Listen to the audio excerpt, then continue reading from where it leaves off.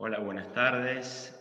Bueno, ante todo agradecer al doctor Ernesto Celdeiro por la invitación que me hizo de participar en este encuentro de doctrina tributaria del Consejo Profesional de Ciencias Económicas de la Ciudad de Buenos Aires, presentando un repaso del procedimiento ante el Tribunal Fiscal de la Nación. Bueno, yo soy Pablo Porporato, soy vocal de la sexta nominación de la Sala B del Tribunal Fiscal.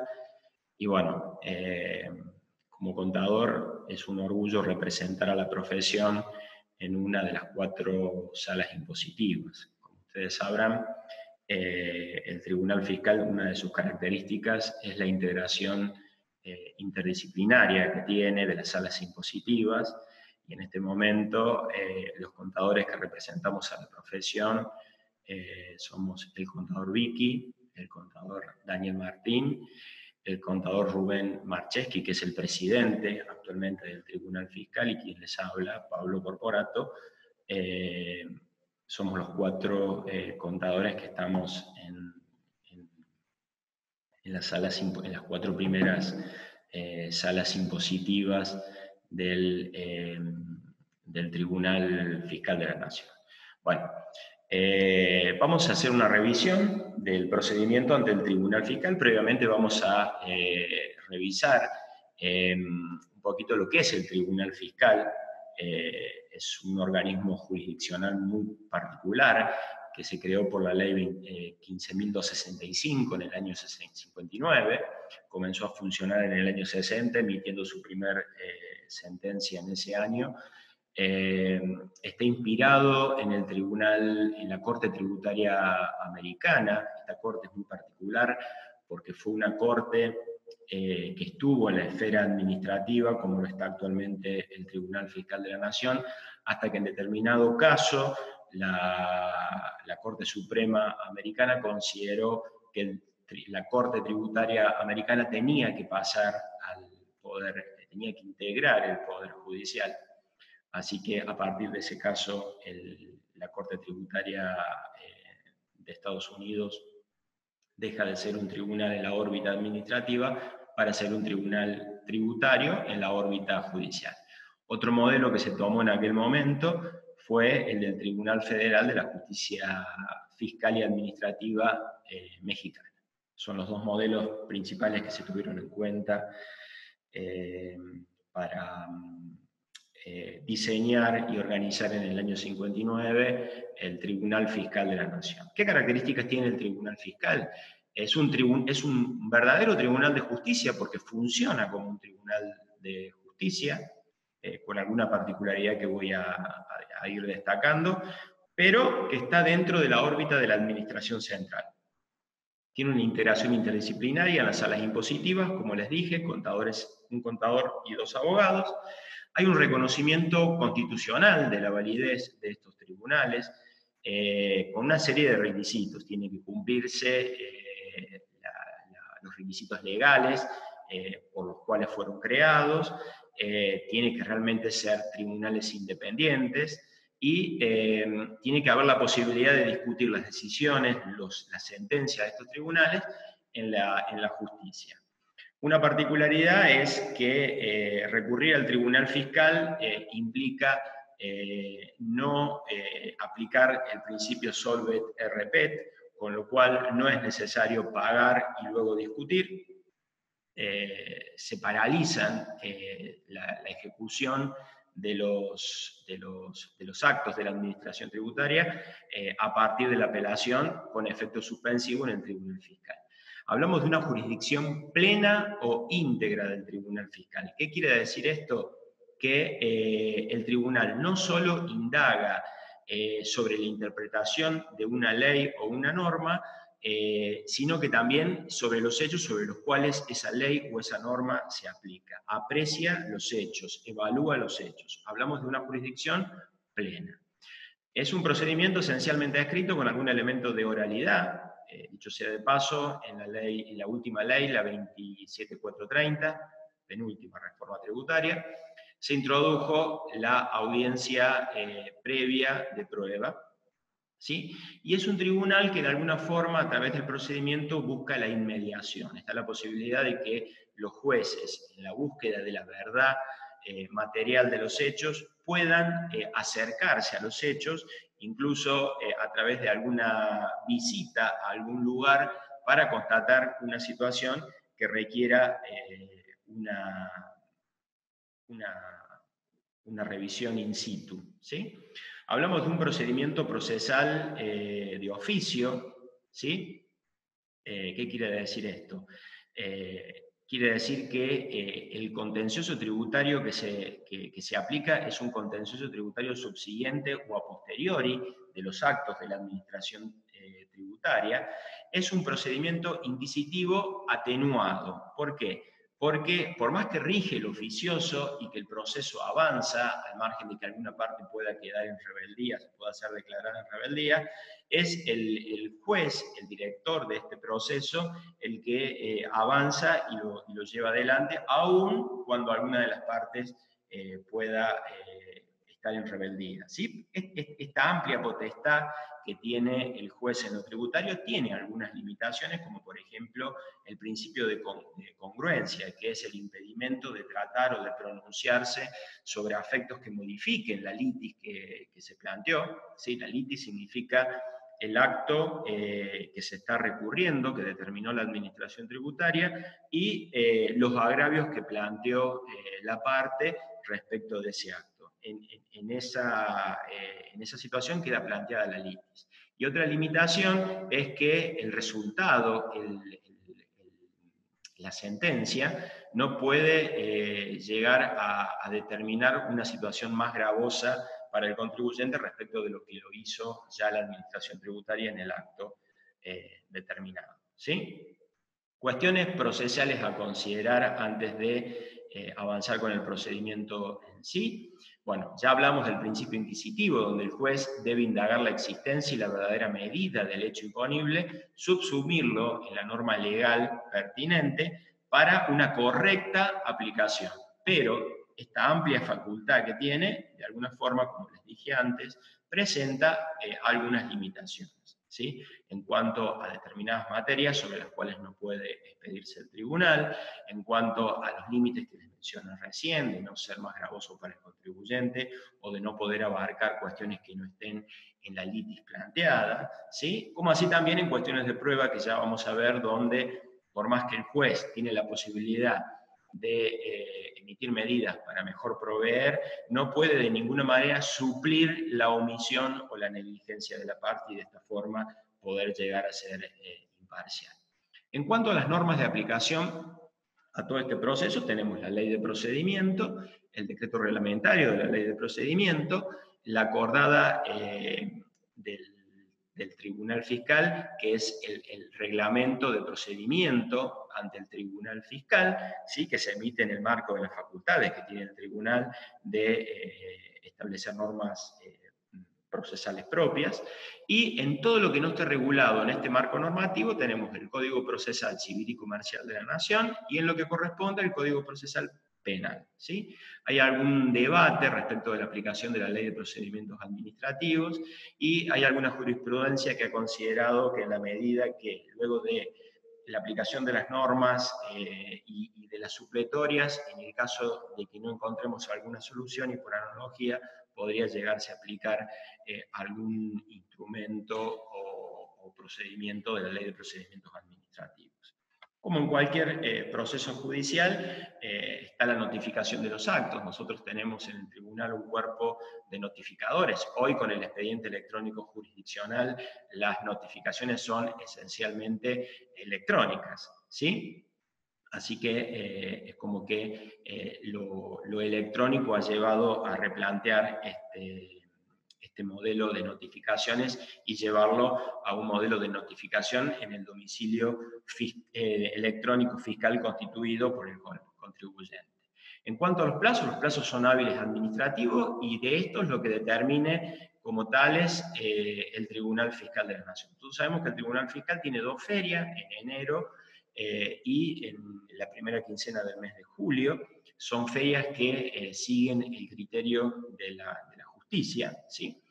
A su vez hay plazos de gracia que tienen que ver con que hay plazos que cumplir y de no cumplirse, bueno, se pierden los efectos buscados. Estos plazos de gracia implican que ante el vencimiento de un plazo tenemos la posibilidad, las 2 horas del día siguiente, a partir del Código Procesal, de poder hacer la presentación. Y también está la posibilidad de ampliaciones que se puedan hacer. Acá hay un plenario de la Cámara Nacional de Apelaciones, en el caso compañía avícola, ¿sí? Y hay una aplicación del artículo 158 del Código Procesal Civil que da la posibilidad de extender los plazos en función de la distancia. No obstante que el expediente electrónico hoy hace que estos plazos de gracia y estas ampliaciones no tengan sentido porque no hay una presentación física, hay una presentación electrónica. Nosotros tratamos de mantener estas cuestiones por una cuestión de ir de a poco en el avance del expediente electrónico jurisdiccional. O sea que hoy siguen aplicándose los plazos de gracia y las ampliaciones por distancia que les comento. Un elemento relevante, un instrumento relevante que tiene el Tribunal Fiscal es la posibilidad de reunirse en plenario. El Pleno se reúne, ¿y para qué se reúne el Pleno? Se puede reunir por cuestiones que tienen que ver con aspectos jurisdiccionales, como puede ser la modificación del reglamento del procedimiento del Tribunal Fiscal de la Nación, o como por ejemplo cuando lo hicimos para introducir el expediente electrónico jurisdiccional a partir de mayo del año 2019. Pero también la ley dice que estos plenarios se van a producir ante pronunciamientos divergentes de distintas salas, donde alguna sala, a partir de pedido de alguna vocalía, o incluso alguna de las partes, en algún caso concreto, lo esté pidiendo. También estos plenarios se dan respecto de decisiones que haya que tomar en cuanto a acumulaciones o separaciones, cuando se dan estos elementos comunes en determinados casos que requieran un tratamiento conjunto o un tratamiento separado y correspondan a expedientes que están en distintas salas. En este marco de amplias facultades inquisitorias, jurisdiccionales que tiene el juez tributario, tiene la posibilidad también de aplicar sanciones procesales. El secreto fiscal nos aplica en función del artículo 101, en la medida que haya información de contenido económico patrimonial. Los expedientes no son públicos, ¿sí? A partir de esto, lo que es público, en definitiva, es la sentencia que se termina emitiendo. En cuanto al domicilio, el expediente electrónico jurisdiccional admitió la posibilidad hoy de tener un domicilio electrónico, ¿sí? Antes había que constituir un domicilio en la ciudad de Buenos Aires. Eso hizo de que el expediente electrónico federalice la posibilidad de que se pueda participar desde todo el país sin necesidad de tener un domicilio en la ciudad de Buenos Aires. Después hay una tasa de actuación de justicia y un costo del servicio de justicia reglamentado por la ley 25964, que en términos generales es el 2.5 del reclamo que se haga, salvo un amparo que es hoy de 80 pesos, hay una posibilidad de reducirlos en determinados casos y el beneficio también de litigar sin gastos. Por otro lado, el tribunal también regula honorarios profesionales a representantes, mandatarios, patrocinantes, peritos que actúan en el tribunal fiscal, ¿sí? A partir de la ley 27423. Esta ley introduce la novedad de la unidad UMA, que es una unidad que se actualiza en forma permanente a partir de la actualización del sueldo de los jueces de primera instancia. Aspectos organizacionales del tribunal, para que tengan una idea, el tribunal hoy es un tribunal de justicia, pero en la órbita del Ministerio de Economía. De hecho, está bajo el control tutelar de la Subsecretaría de Ingresos de la Secretaría de Hacienda del Ministerio de Economía. No obstante, tiene autarquía financiera y administrativa por ley. En la práctica, lo de autarquía financiera es relativa, dado que la tasa de justicia que se cobra es una tasa que va a rentas generales y luego se asignan partidas para que se financie la actividad del Tribunal Fiscal. Esto hace que de alguna forma esta autarquía financiera sea relativa. En lo que hace a la actividad jurisdiccional existe plena independencia. De hecho, la acordada 840-93, que es el reglamento de procedimiento, pone en evidencia esta plena libertad que tiene de dictarse sus propias normas en el marco de la ley de procedimiento y del decreto reglamentario que establecieron la organización y funcionamiento del Tribunal Fiscal. En cuanto a la sede, hoy el Tribunal funciona en Julio Roca al 600, ahí tienen en la foto, pueden ver la ubicación en la esquina, de hecho estamos al frente de INDEC, para que sea más fácil. Y la ley prevé la posibilidad de crear delegaciones fijas, que lo tiene que hacer el Poder Ejecutivo, o delegaciones móviles, que lo podemos hacer desde el Tribunal Fiscal. Hoy, con el expediente electrónico jurisdiccional, estas cuestiones pierden un poco de vigencia, dado que hoy está la posibilidad de actuar desde cualquier punto del país.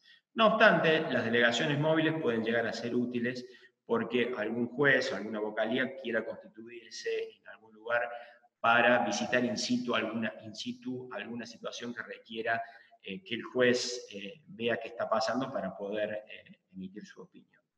En cuanto a la organización interna, tenemos un órgano administrativo, es la Coordinación General y la Secretaría General, es administrativa, impositiva y aduanera. La impositiva y la aduanera tienen las mesas de entradas, que hoy con el expediente electrónico jurisdiccional medio como que pierden cierta vigencia, no obstante las mantenemos abiertas para facilitar ante cualquier problema que pueda haber. La coordinación general es una creación de la ley 27430, que de alguna forma lo que trata es de quitarle presión al trabajo de la presidencia en las cuestiones que tienen que ver con las labores de administración del tribunal. Y después está el organismo jurisdiccional, de donde cuelgan las 7 salas, 3 aduaneras, 4 impositivas, las 4 impositivas de organización mixta, un contador, 3 abogados, y las aduaneras de organización pura de abogados. No obstante que en la ley 27430, en el proyecto de ley, se pretendió que también fuera mixta, pero la ley que se terminó aprobando no lo contempla. Una cuestión que es un cambio no menor es la introducción del expediente electrónico jurisdiccional, que hoy nos permite poder trabajar a distancia, ¿sí? Y se estableció a partir de la acordada 1 del 19 del Tribunal Fiscal y con vigencia para las presentaciones que se hagan a partir de mayo del 2019. Lo anterior sigue en papel y lo que se presente a partir de esa fecha, donde cubre de punta a punta todo el proceso, se sustancia electrónicamente. Hay algunas cuestiones pendientes, estamos ya probando un modelo de sorteo electrónico, hoy el sorteo sigue siendo el sorteo tradicional con bolilleros, y lo que nos falta también de terminar de cerrar es la vinculación con el Poder Judicial para que los recursos que se presenten contra las resoluciones del Tribunal Fiscal también puedan de alguna forma tener un vínculo. Acuérdense que la justicia se maneja con el Lex 100, que es distinto a este sistema de gestión que es del Poder Ejecutivo, porque nosotros, a pesar de ser un tribunal de justicia, estamos en el Poder Ejecutivo. ¿Cómo es este trámite? Es como que tiene dos alas. El trámite a distancia, que es el trámite al cual acceden los apelantes para poder hacer apoderamientos, para presentar, para notificarse, para iniciar incidentes, ¿sí? Tienen un manual, el manual del usuario, con todo explicado, y al final de esta presentación yo también les dejo un anexo que no lo voy a tratar, pero que ustedes pueden consultar, y en ese anexo pueden de alguna forma tener un pantallazo muy detallado de cómo es el trámite electrónico. Y después nosotros internamente en el tribunal nos manejamos con el sistema de gestión de documentación electrónica, que es lo que utilizamos para las tramitaciones, traslados, resoluciones. Bueno, vamos a entrar ya a un tema no menor, que es la competencia. Una cosa es la jurisdicción y otra cosa es la competencia.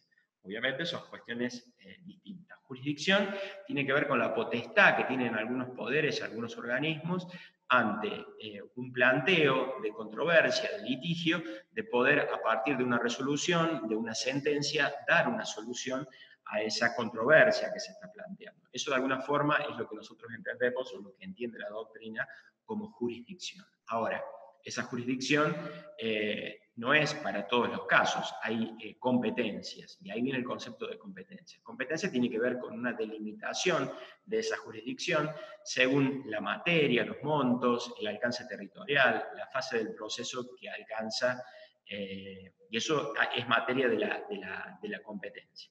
En el Tribunal Fiscal, cuando hablamos de competencia, tenemos una materia impositiva, aduanera, en algunos casos hay montos, en cuanto al territorio, el alcance es nacional. Y en cuanto a las fases del proceso, en principio cubre todo lo que sería, ya vamos a ver, un proceso de alzada en algunos casos y un proceso originario en otros casos, que es un poco lo que nombramos en el siguiente punto. El Tribunal Fiscal, por ejemplo, es de competencia originaria para los, que ya lo vamos a ver más adelante, para las demandas de repetición por pagos a requerimiento, por ejemplo, también lo es respecto de los recursos de amparo, y es tribunal de alzada porque ya tuvo un tratamiento de parte de la Dirección General Impositiva o de la Dirección General de Aduana respecto de recursos de apelación, por determinaciones de impuestos, sanciones, por denegatorias en el reconocimiento de la repetición de impuestos pagados espontáneamente, ¿sí? Un concepto importante tiene que ver con la distinción entre incompetencia e improcedencia formal, que tiene que ver un poco con lo que vimos también recién. Incompetencia, algunos autores dicen, tiene que ver con una situación que no está dentro del ámbito de competencia del tribunal, una resolución que no es materia de conocimiento del tribunal. La jurisprudencia ha entendido que en función del Código Procesal Civil y Comercial, lo que tiene que hacer el tribunal en ese caso es remitir la actuación al órgano competente. Y el otro caso es la improcedencia formal. Tenemos un acto recurrido, en principio habilitaría la competencia, pero hay un tema de monto o un tema de plazo no cumplido que hace que se declare improcedente formalmente y ese acto adquiere firmeza, por ende la AFIP puede llevar a cabo las ejecuciones correspondientes. En materia impositiva, ya un poco lo hemos venido adelantando, tenemos recursos de apelación contra las resoluciones que determinen impuestos, hay montos mayor a 25.000 o 50.000 si es quebranto, tienen que ver con las multas también, o que denieguen reclamaciones de pagos espontáneos. 25.000 también es el piso.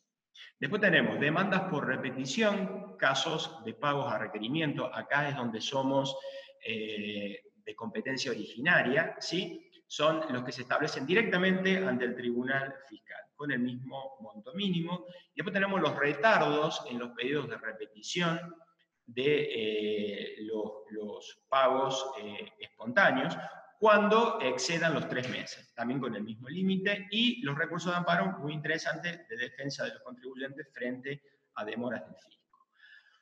La ley 27430, publicada en el Boletín Oficial el 29 del 12 del 2017 y con vigencia a partir del 30, estableció ciertos supuestos de improcedencia dentro del artículo 76. El artículo 76 tenía 2, el punto 1 y el punto 2, y se agregaron 3, 4, 5 y 6.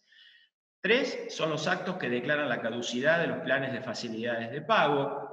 ¿Por qué? Porque había mucha jurisprudencia que iba y que venía, el Tribunal Fiscal decía que no era competente en estos casos y la Cámara decía que sí, volvía al Tribunal, el Tribunal lo tenía que trabajar.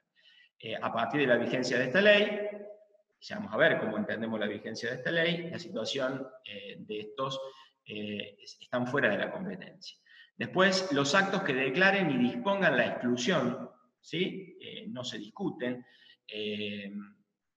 y los actos mediante los cuales se intima la devolución de los reintegros de IVA, no obstante que acá el tribunal, a partir de tener que adoptar la posición de la alzada, en el caso Yusim, había admitido la competencia. Bueno, a partir de esta ley ya no seríamos competentes en esta materia, y las intimaciones cursadas, de acuerdo al artículo 14, donde no hay una determinación de oficio.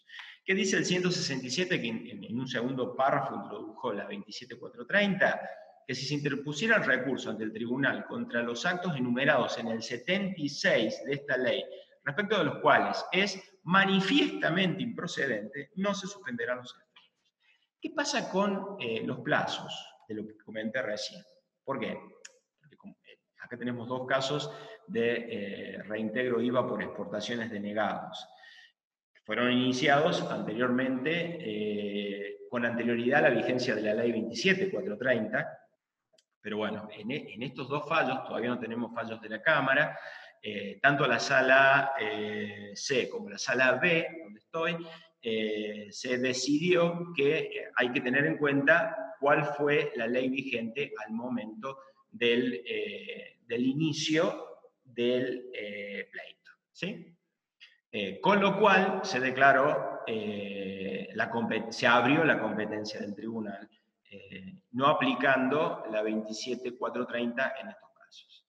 Después tenemos distintos supuestos que se fueron solucionando, y algunos quedaron por ahí con algunas dudas, que tienen que ver con intimaciones por reintegro de IVA. Hoy el fallo Yusim, hoy digo, pero bueno, recién comenté también que la ley 27430 modifica el 76 y agrega el supuesto de que no somos procedentes, no es procedente este tema frente al Tribunal Fiscal, pero en algún momento se generó una serie de idas y vueltas con la Cámara, donde nosotros con Curtiembre Fonteca lo que dijimos es, no somos competentes. La Cámara en 2C dijo, ustedes son competentes. En plenario, bueno, nosotros nos tuvimos que acomodar por economía procesal, y en Yusim terminamos siendo competentes. Por eso esos dos casos que les comenté recién. Con respecto a los ajustes en IVA y por la mecánica de liquidación del impuesto que tenemos, que es débito menos crédito, acá se planteó si había que ver la diferencia de impuesto, o si el hecho de que el débito ya superara el monto mínimo. Acuérdense que hablamos de 25.000 hoy, en la actualidad, que existe un proyecto que lo estaría llevando a 200.000. Entonces lo que se dijo acá es, aun cuando el monto sea menor, por el efecto de débito menos crédito, lo que juega es que el débito el ajuste en el débito fiscal sea mayor a 25.000. No me acuerdo en ese momento si el monto que estaba vigente era otro, me parece. Pero bueno, jugaba con el monto. En materia de diferimiento, también tenemos Sirkowski, Jaime, donde nos declaramos incompetentes. No obstante, acá hay mucha variante respecto del inversionista como del promocionado, con lo cual la jurisprudencia acá es muy variable. En impuesto a los combustibles tenemos el fallo de la Corte, donde dice que somos competentes. Después, con el tema de la ley anti-evasión, nosotros en reiteradas oportunidades hemos dicho que somos competentes. La Cámara, sin embargo, no mantiene en general este criterio. En cuanto a las solicitudes de compensación, ¿sí? Acá nosotros en principio no somos competentes para las compensaciones. Pero se puede dar que una compensación tenga que ver con una determinación que se está discutiendo.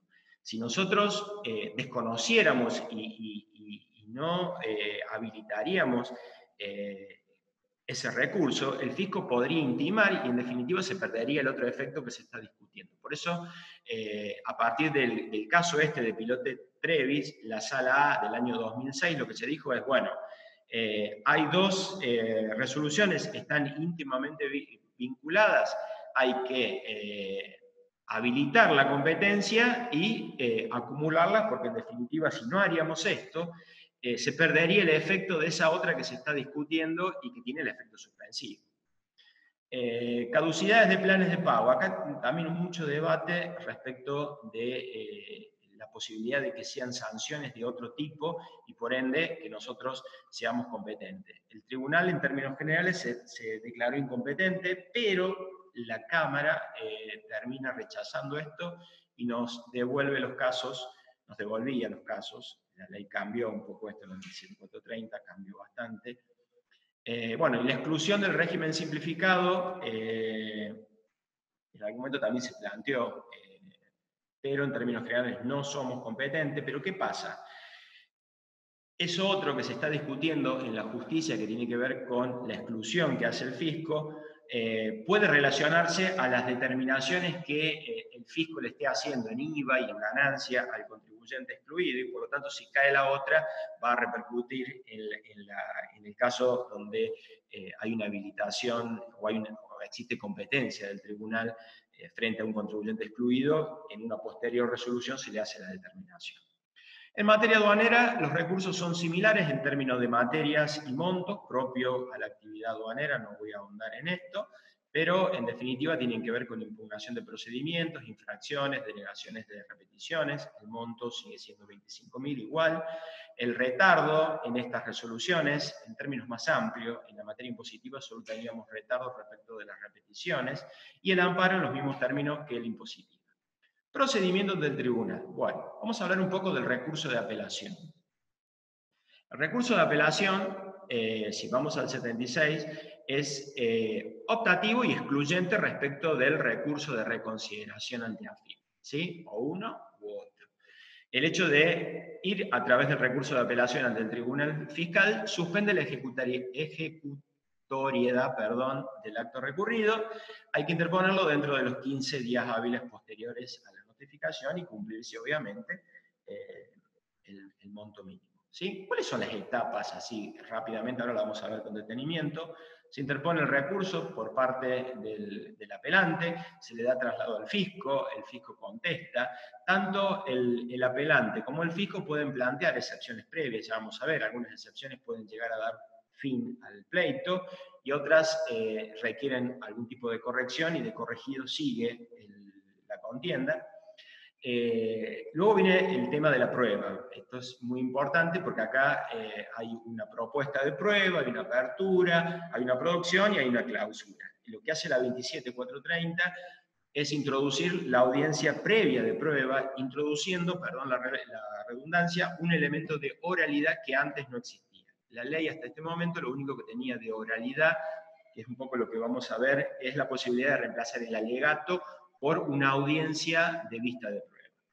Luego viene la elevación hasta acá, el trámite es frente a la vocalía y luego el trámite comienza frente a la sala que integra el vocal preopinante o instructor, ¿sí?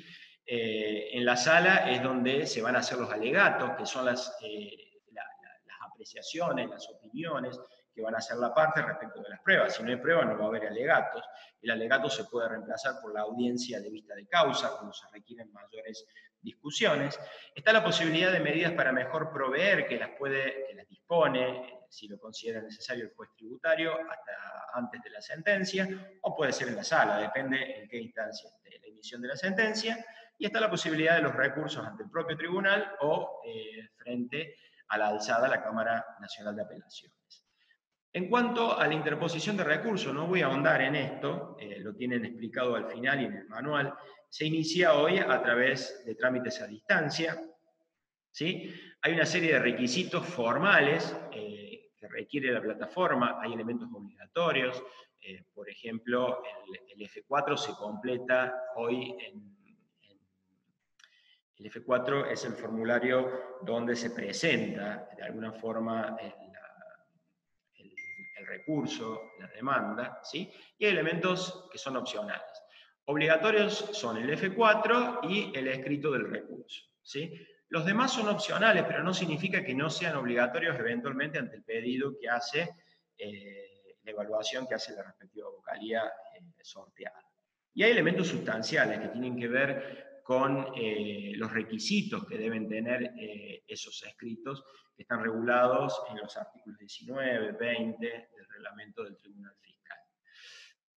Antes de ir a la vocalía y antes de sorteo para evitar algún problema, de parte de la Secretaría Impositiva o aduanera, hay una revisión de la caratulación. Muchas veces hay problemas respecto de quién lo presenta con el apoderamiento, termina apareciendo a nombre del apoderado y no de la empresa que está recurriendo, o se pueden dar casos presentados 2 veces porque se entendió que el otro no había ingresado. Bueno, de alguna forma se busca, esto con el tiempo va a ir disminuyendo, pero al principio tratamos de ser flexibles para adaptarse al uso de la herramienta, y le pedimos de alguna forma que esto se solucione, y frente a la duplicidad, obviamente que es el caso primero presentado el que mantiene su vigencia, y el otro va al archivo en la medida que sean iguales. Luego se le da una vista a la DGI. La DGI, a través de la División Coordinación de Impuestos y Sellos, de Impuestos de Sellos y Varios, hace una revisión del cálculo que hizo la parte respecto de la tasa de justicia, ¿sí? Y luego viene el sorteo. Hoy todavía el sorteo es tradicional como el ISERO, y una vez asignada la vocalía, en la vocalía se hace un doble análisis, un análisis de los requisitos formales, donde incluso de no subsanarse dentro de los plazos, puede llegar a considerarse no presentado, y esto lo decide la sala, y la naturaleza del recurso desde el ángulo de la competencia, un tema no menor, que se puede declarar que es manifiestamente ajeno a la competencia en esta instancia. Esto no implica que más adelante, en un análisis más profundo, en situaciones que son más complicadas, se pueda llegar a definir, pero más adelante. ¿Qué viene ahora? La contestación que hace el fisco al recurso. Bueno, siendo formalmente procedente y en principio resultando competente el tribunal, el juez tributario confiere traslado dentro de los 3 días de recibido. Todo está pautado en términos de plazos y tiempos que hay que cumplir.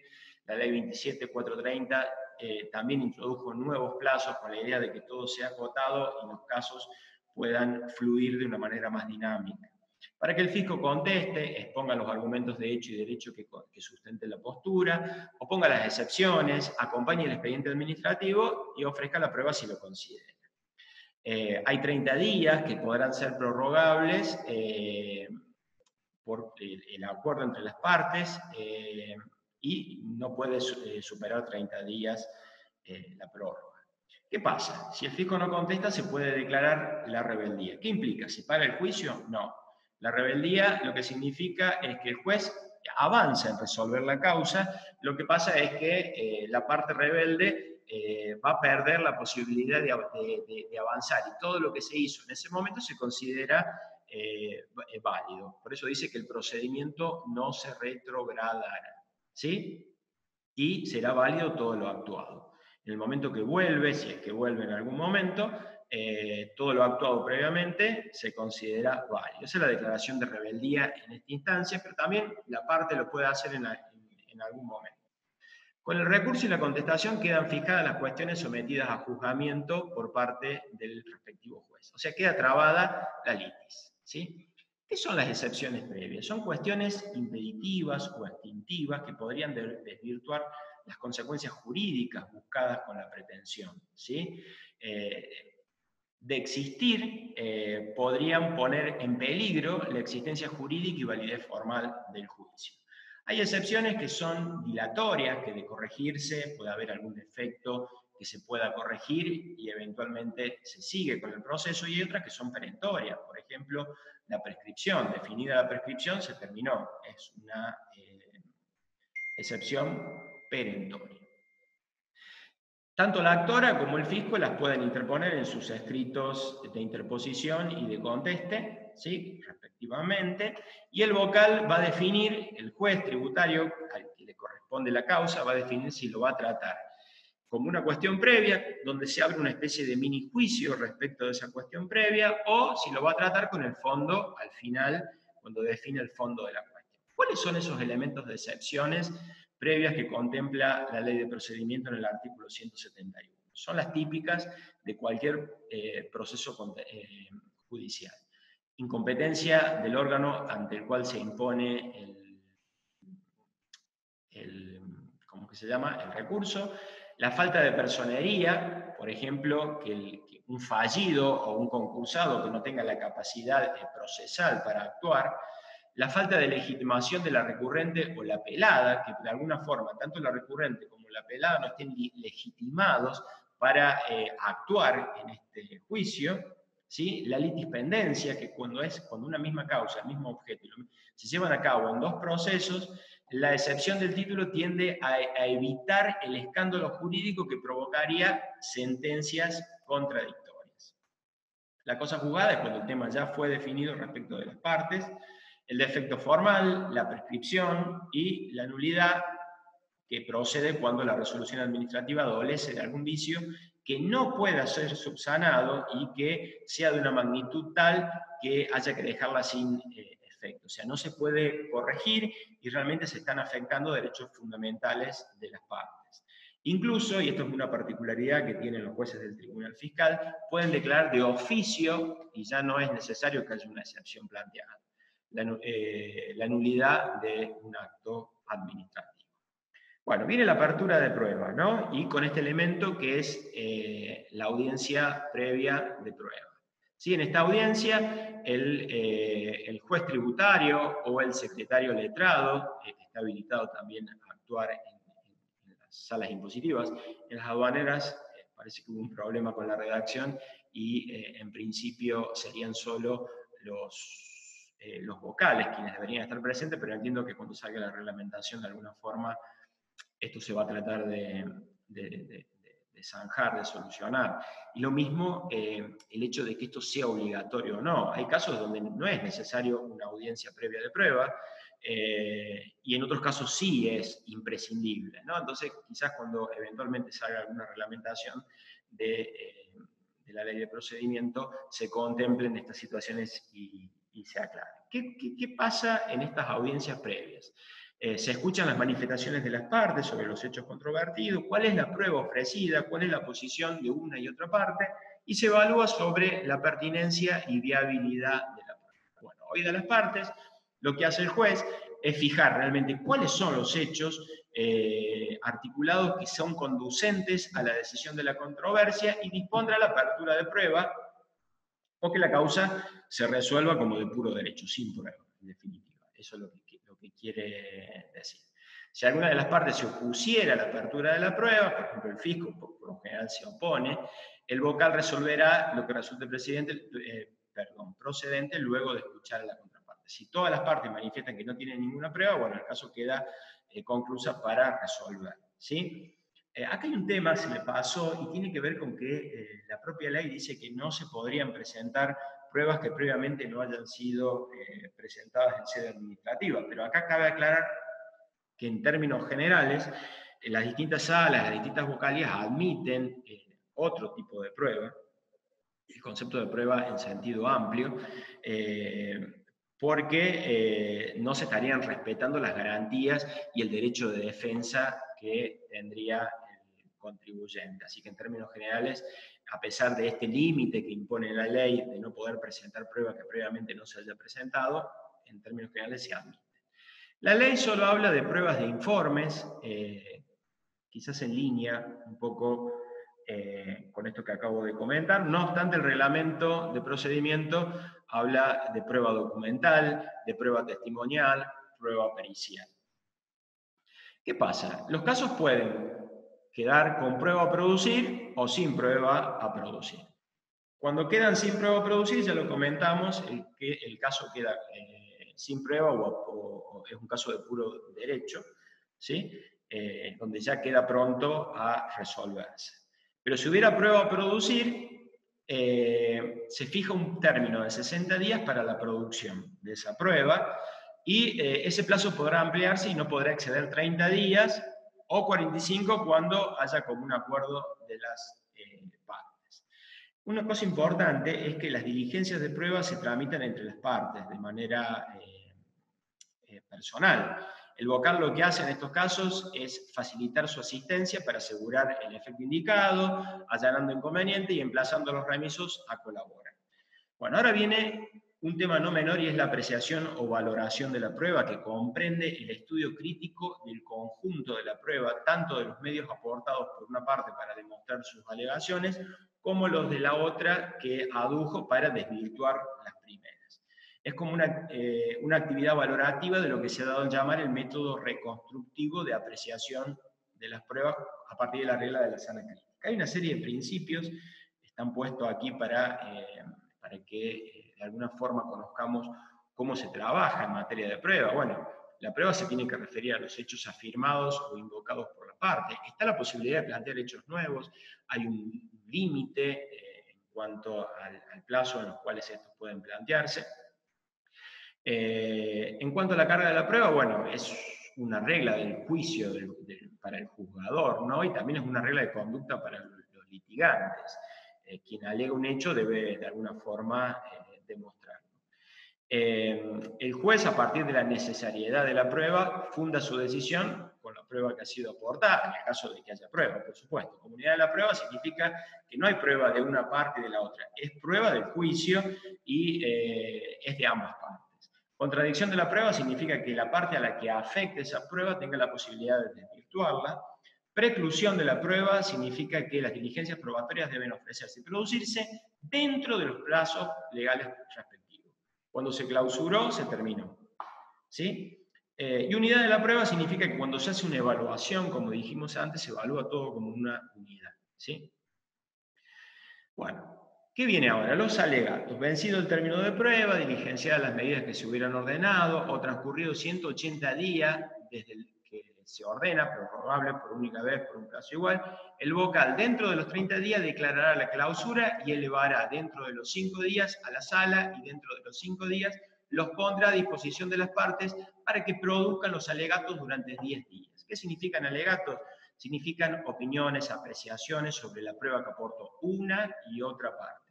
O bien podrá citar un debate más amplio a partir de una audiencia para vista de la causa que últimamente no se usa. En los últimos años no se usa. Es la oportunidad para que las partes valoren el mérito de la prueba y esto ayude de alguna forma al juzgador en su decisión. Y hay un límite que es la prueba ofrecida en la forma y oportunidad correspondiente. Medidas para mejor proveer. Son medidas que faculta la ley que el vocal puede llegar a dictar porque entiende que son necesarias para dilucidar la controversia. Tienen un límite, no pueden de ninguna forma suplir la omisión o la negligencia de la parte porque si no dejaría de ser el juez imparcial. Bueno, vamos a un tema muy importante y tiene que ver con la sentencia.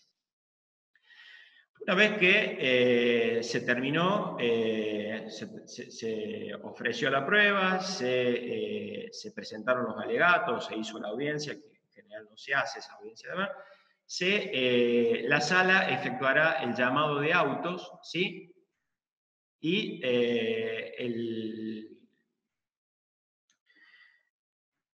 Y de ahí empiezan a correr los plazos para emitir la correspondiente sentencia. La sentencia tiene el vocal, esto es un tribunal colegiado, tiene 3 vocales, ¿no?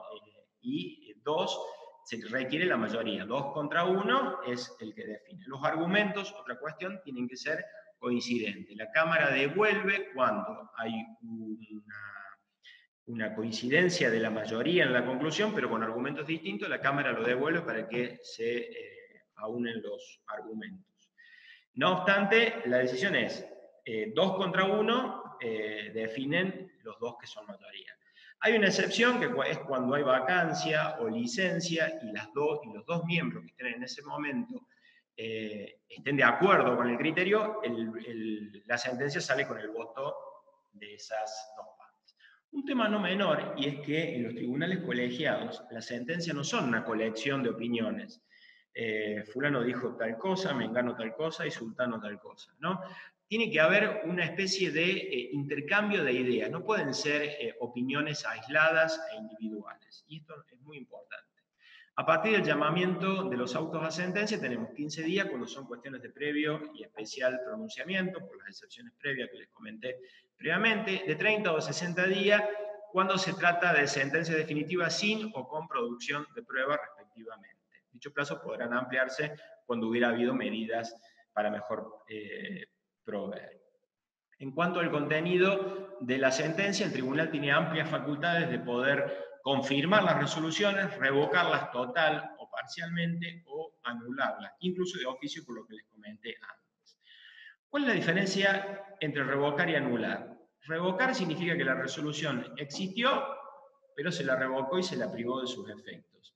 Anular significa que la resolución, en principio, no existió. Esa es la diferencia. ¿Qué pasa con la sentencia? Los jueces no estamos obligados a hacer mención a todos los agravios y argumentos de las partes, sino solo a aquellos que nos sirven para concluir en nuestra decisión. Si nosotros en la sentencia consideramos que hay que hacer una reliquidación o cambiar algún aspecto de la liquidación, lo podemos hacer nosotros en la propia sentencia o pedirle al organismo que lo haga, y si no lo hace en el plazo, lo puede hacer la parte. Lo que tenemos como impedimento es no poder declarar la inconstitucionalidad de leyes y de reglamentaciones, salvo que la Corte ya lo haya hecho con anterioridad. Sí podemos declarar que una interpretación ministerial o administrativa no se ajusta a la ley. Eso sí lo podemos hacer, en el caso concreto.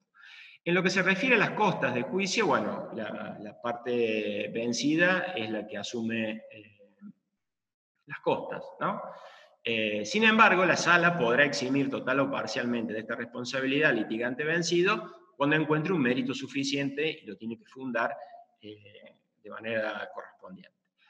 Hay una cuestión que es cuando se recalifique o reduzca una sanción, una multa, las costas se impondrán en el orden causal. Cada parte asumirá las respectivas costas, aunque el tribunal se las podrá imponer al fisco cuando entiende que hubo de parte de aquel una tipificación de la sanción que demuestre ser temeraria o carente de justificación. Y otra cuestión que les quiero mencionar son modos atípicos de terminar el proceso. No necesariamente van a terminar con todas las etapas que les dije, pero se puede dar el caso de un desistimiento de alguna de las partes, incluso por un acogimiento a un régimen de facilidades de pago, el allanamiento del fisco, que tiene algún otro condimento, porque el fisco no puede de por sí allanarse, hay algún condimento que requiere algún tipo de acto expreso para poder hacer esto, y condonaciones de intereses y multas que se pueden producir porque leyes establezcan determinados beneficios. Vamos a los recursos contra la sentencia. Dos recursos. Uno que se plantean internamente en el tribunal para aclarar aspectos oscuros, subsanar errores materiales, o se resuelvan puntos no incluidos en la sentencia que han sido omitidos. En los 8 días la sala deberá expedirse. O el recurso de revisión y apelación limitada que se presenta dentro de los 30 días. ¿Sí? Hay un condimento especial cuando es el fisco el que está recurriendo, porque se requiere la intervención del superior jerárquico, en este caso el secretario de Ingresos Públicos o la autoridad competente, y ciertos elementos que tienen que presentar como una especie de aval de avanzar en el recurso. ¿Sí? Hay una diferencia en cuanto a la ejecutoriedad de la sentencia. Cuando es una sanción, se espera las instancias superiores al tribunal para su aplicación. En cambio, en las sentencias que condenen el pago de tributos y accesorios, se otorgan con efecto devolutivo. Quiere decir que el fisco, a partir de la sentencia del tribunal, ya podría en principio ejecutar el acto. El tribunal actúa como mesa de entrada de estos recursos de la Cámara, revisa esencialmente que hayan sido presentados en 15 días, da traslado a la otra parte y termina elevando todo a la Cámara para su tramitación. Recursos de amparo. Bueno, ¿cuáles son los requisitos? Como requisitos, lo que tenemos acá son demora en un trámite o diligencia por parte de AFIP, ¿sí? Esa demora tiene que ser excesiva, tiene que haber un perjuicio o perturbación en el ejercicio a partir de esa demora, que esté afectando una actividad o un derecho, y previamente, esto se ha introducido más recientemente, se tuvo que haber presentado un pronto despacho y tuvo que haber transcurrido como mínimo 15 días sin que se hubiera resuelto ese trámite. Dadas estas condiciones, en principio se habilita la presentación del recurso de amparo. Hay una cuestión y tiene que ver con la presentación de recursos en feria. ¿Y cuál es la cuestión? El requisito de habilitación de feria. Hay salas y vocalías que entienden que hay que habilitar los plazos porque los plazos están suspendidos, y hay otros que entienden que el artículo 3 del reglamento de procedimiento del Tribunal Fiscal es lo suficientemente claro y habla de que los amparos y los recursos que no admitan demora hay que tramitarlos. Así que puede haber distintas posturas respecto a la necesaria habilitación. Para una habilitación de feria tienen que tratarse, por supuesto, de casos que no admitan demora en los términos del artículo 153 del Código Procesal Civil y Comercial de la Nación. El trámite es muy rápido, hay una presentación, puede haber un rechazo in limine de parte del vocal, o si lo considera procedente, le pide informe a AFIP. A partir de esto puede hacer un traslado a la parte de lo que contestó AFIP, una elevación a la sala y la sentencia. Plazos y la posibilidad también de recurrir ante la Cámara la decisión adoptada. Puede darse el caso de que el trámite sea resuelto en el tiempo que va, que es posterior a la presentación del recurso o posterior al informe que le pedimos al fisco, que en ese caso es donde el fisco toma conocimiento del recurso. En estos casos se considera que deviene abstracto, porque ya no tiene sentido expedirnos sobre el recurso de amparo presentado, y hay un tema de costas que algunos consideran que como la parte tuvo que venir al tribunal, las costas se las cargan al fisco, y otras partes que consideran que cada uno carga, y otras vocalías, salas que consideran que cada parte asume sus costas. Bueno, una rápida revisión. Participación de los contadores públicos. Podemos participar en las salas impositivas, como secretarios letrados, muy importante el trabajo conjunto entre el vocal y el secretario letrado. En mi caso, mi secretaria letrada es abogada, yo soy contador, con lo cual nos permite un rico intercambio de conocimientos. Se pueden ocupar como contadores otras posiciones del tribunal, ¿sí? Dentro de las vocalías o incluso en las secretarías. Se puede actuar como representante o gestor, patrocinante, participar en las audiencias previas como perito, como lo hacemos normalmente. Ahora que veo gestor, está la posibilidad, que no lo comenté, ante una situación de urgencia y amparado en el artículo 48 del Código Procesal Civil y Comercial, que una persona en calidad de gestor se presente con un recurso ante el Tribunal Fiscal, aduciendo de que hay una cuestión de urgencia de presentar porque vencen determinados plazos, porque el apelante o está enfermo o está en el exterior, bueno, lo va a tener que demostrar de alguna forma, y dentro de los 40 días hábiles posteriores lo que tiene que hacer es confirmarse por parte del real recurrente el recurso, y si esto no sucede, ¿qué pasa? Se anula todo lo actuado, las costas se le imponen al gestor y se le pueden cargar daños y perjuicios también al gestor. Es una figura que se aplica, de hecho se usa, ¿sí? Con distintas posturas en cuanto a los vocales, en términos a la probanza de esta urgencia, a la probanza del impedimento que tendría la parte de poder hacer la presentación. Bueno, acá tienen la página del tribunal. Como novedad destaco la posibilidad de buscar jurisprudencia. Esto es algo que se introdujo a partir de este año. Inclusive hay un buscador por palabra, por vocalías, por salas. Hemos empezado a cargar las más recientes, pero la idea es ir cargando todo lo anterior. Acá tienen los acuerdos plenarios también, la posibilidad de cargar currículum, preguntas frecuentes, todo lo de expediente electrónico, los calendarios de los días inhábiles. Bueno, ahí tienen las acordadas, las últimas que han salido. Bueno, recuerden que estamos en una feria extraordinaria con plazos suspendidos, no obstante, con posibilidad de tramitar o no, de acuerdo a cada uno de los vocales, pero con plazos suspendidos. Habrá algunos que en el tema de amparo requerirán habilitación de feria y otros no, por lo que les comenté antes. De todas maneras, es una feria extraordinaria, es una feria donde hay un teletrabajo, están todos trabajando a distancia. Después tienen los formularios que se usaban, F3, que es el de apoderamiento, F4, que es el que hoy está en TAD para cargar los datos. Las autoridades, bueno, el contador Marches, que es nuestro presidente, y después si entran en salas y vocalías pueden ver la integración. Después les dejo al final, porque es muy largo, para que ustedes vean cómo es la presentación a través de TAD. Es muy didáctica. Acá lo que les presento, yo les voy a dejar el material para que ustedes lo puedan bajar, son cuatro bloques.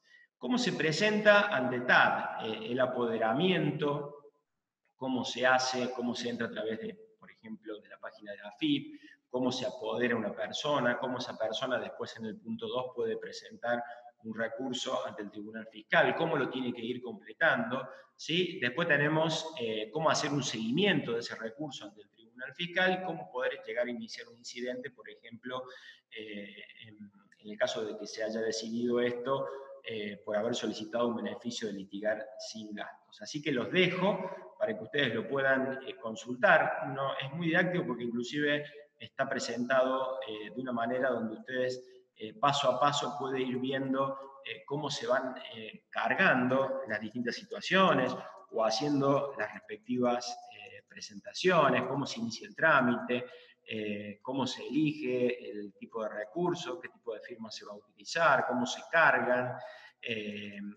La verdad que está muy piola para entenderlo. No obstante, todo esto está en el manual, cómo se notifica, cómo me entero de los cambios que tiene el expediente, cómo consulto el expediente, cómo realizo una presentación, cómo puedo agregar partes que puedan compartir el expediente para que un perito pueda intervenir, y por último, la presentación de, si no me equivoco, de incidentes, presentaciones que pueda llegar a hacer y la presentación de incidentes, y acá tienen un link para plantear problemas que se les pueda llegar a presentar con el expediente electrónico.